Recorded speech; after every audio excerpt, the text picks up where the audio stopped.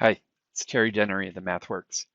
So it's always good to check your work. It's always good to kind of make sure that you got it right. And with stall torque and no load speed, we actually got a really good opportunity to kind of make sure we've done this. Okay, because when the shaft ain't moving, we should be seeing the stall torque being delivered by that DC motor. And when the shaft is moving at its top speed, the top speed it's capable of, we should see the no load speed. Right. So we've made these assignments. Stall torque will be 20 Newton meters.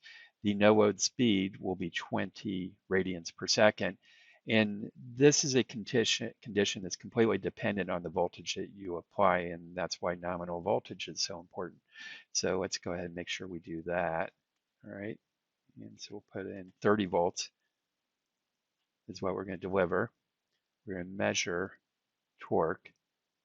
And I want to do one more thing, which is with regard to the conditions of no load means that there's absolutely no mechanical load on this at all. And so at that top speed, the shaft will no longer be accelerating and that there will be no damping as well. And so our zero value for the damping coefficient is very important for this test too.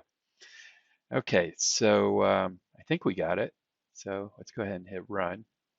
And so my expectation is that at t equals 0, that our torque generated by this motor will be equal to our stall torque, which will be 20 Newton meters, which we do see. Now, as it begins to accelerate, it no longer can deliver anywhere near that amount of torque, and it ultimately reaches the no load speed where it cannot generate torque at all. You know, that condition really is very much defined, and we saw it in our algebra that we used to derive it.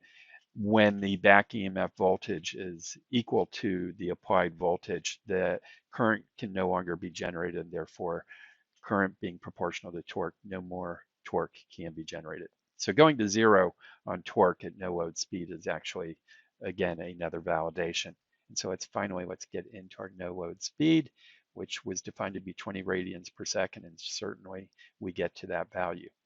Now, the transient isn't necessarily reflected by either of those conditions. That's where things like inertia and inductance and stuff like that will be important.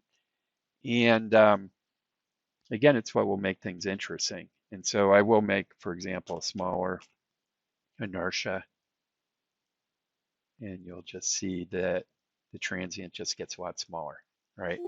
And of course, it's interesting because we're going to ultimately design controls that will kind of contend with the transients and make sure things um, um,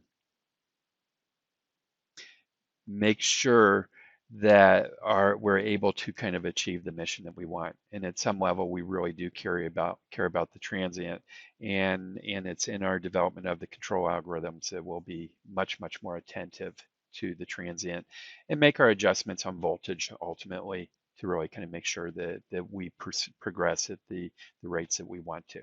So, anyways, future videos coming, and they should be interesting. Thank you.